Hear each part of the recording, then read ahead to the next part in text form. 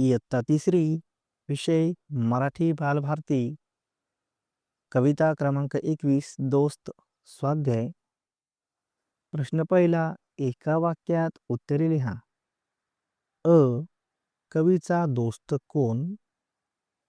याचे उत्तर आहे, कवीचा दोस्त त्याचे वासरू होते.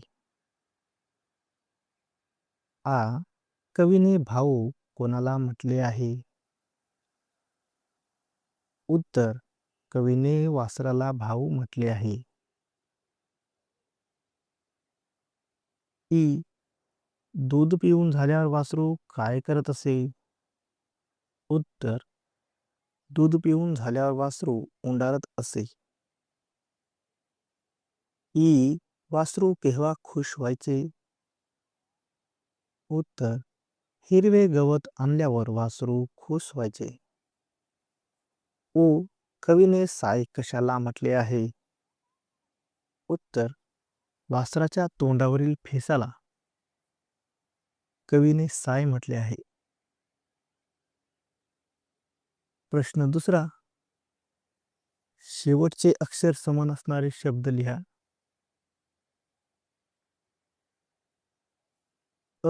पिऊ पिऊ, भाऊ भाऊ. आ. उंडारला, धुंडारला. ई. पायाने, मायेने. ई. चाटायचा, वाटायचा. उ. शाळेत, नाळेत. उ. फाटताना, चाटताना. प्रश्न तिसरा, वाक्यात उपयोग करा. अ. उंडारणे. वाक्य, मुले मैदानात आनंदाने उंडारत होती. आ. धुंडाळणे. वाक्य, मी माझे पुस्तक सगळीकडे धुंडाळले. ई. भिंगरीच्या पायाने. वाक्य, तो भिंगरीच्या पायाने फिरत होता. ई. भावाभावांचे फाटणे.